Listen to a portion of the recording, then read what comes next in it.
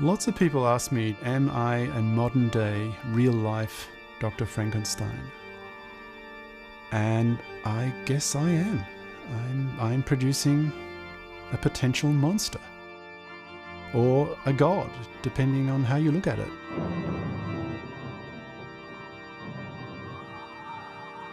I'm a brain builder. I build artificial brains. And I believe this development in time will have more impact on humanity in the 21st century than the development of the hydrogen bomb.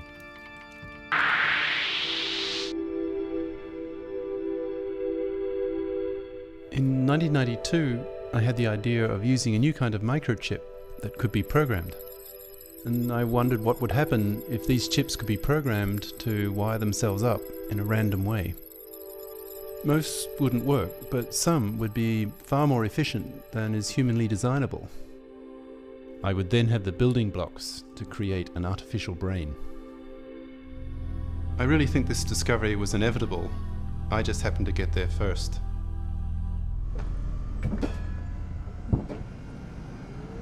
A lot of people feel that there's something inherent in humanness that's just absolutely impossible to reproduce in a machine.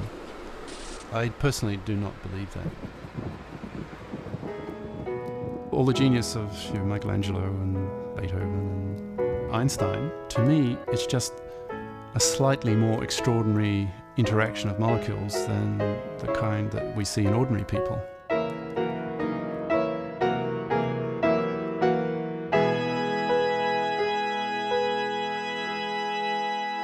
Einstein was religious in the sense that for him the laws of physics, they were his God, and in a sense I suppose I'm the same.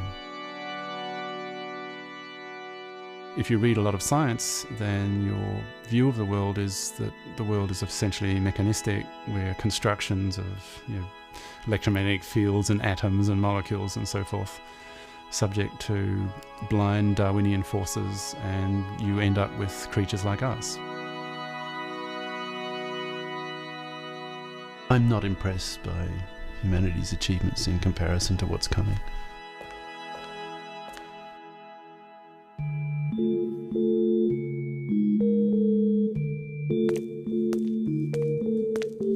Sooner or later, you can imagine billion-dollar budget type national brain-building projects getting off the ground, equivalent to, say, NASA. Now, in the short to middle term, say next 30, 40 years, probably brain building will be a wonderful benefit to humanity because it won't be threatening, because it won't be smart enough, but it will be smart enough to be very useful, like household cleaner robots, friendship robots, sex robots, whatever. And these things just keep getting smarter and smarter every year until everybody's saying, well, where's this going to stop? The problem is longer term.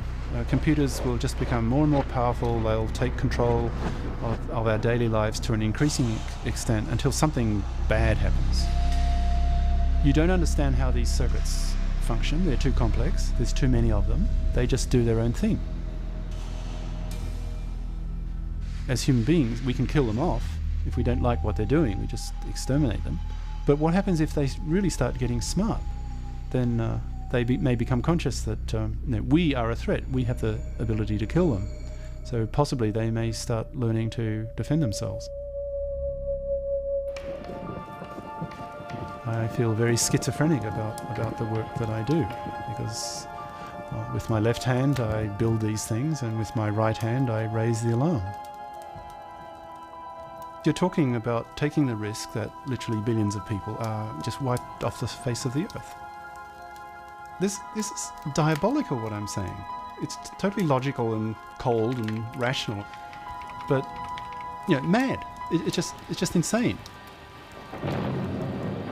It's an issue that will not go away. In fact, it will just get worse and worse and worse as time goes on. You'll have tremendous momentum. It will be a very hard process to stop. We're still a long way off from producing a true human brain-like artificial brain.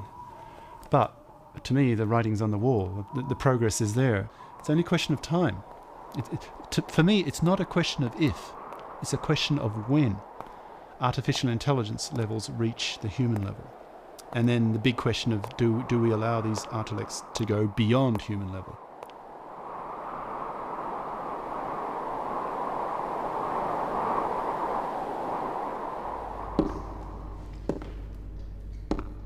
We now have a major job ahead of us trying to persuade humanity that this issue is real. It's coming, and it will not go away. If you make an analogy with the early discussion of the nuclear physicists in the 30s, they knew that it would be possible to make a single bomb powerful enough to destroy a whole city. They got the numbers. They knew this was coming. But virtually nobody took them seriously, because if you're living in the 30s, the biggest bomb around then would blow up a big building or something. That was it. So they just weren't listened to. But they knew they were right, so they persisted. And in fact, it was only 12 years between the time of the first idea that you could get a nuclear chain reaction to Hiroshima. So it moved rather quickly.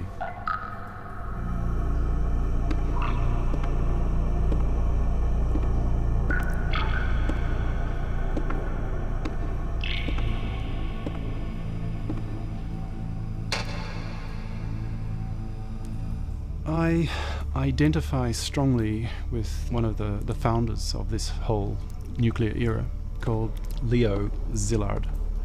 He was a Hungarian-American nuclear physicist. He was the guy who first had the idea that you could actually split an atom and release enormous quantities of energy. And he had a sense of doom.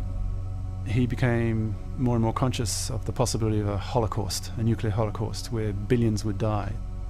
So he was just terrified of his own invention. He could see the implications. And I and a growing number of other brain builders are very, very frightened. The implications are so profound, so enormous, that I'll be thinking about it in a rational kind of way before I go to sleep. And then I'll wake up shuddering. I end up sobbing because, Jesus Christ, what am I doing? How many people are going to die out of this potentially? And that's scary as hell.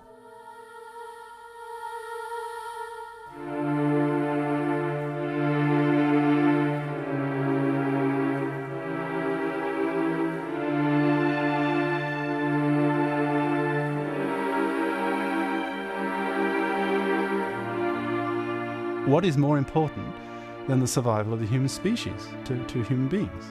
It's fundamental. And on the other hand, you have the potential of creating creatures that would be godlike. It's absolutely magnificent. These two ideologies, these two philosophies, are irreconcilable.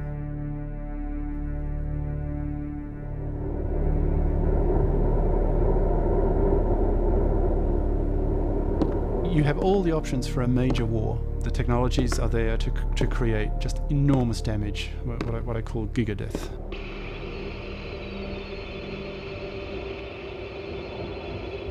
But the horrible thing is, billions, that's the population of the Earth.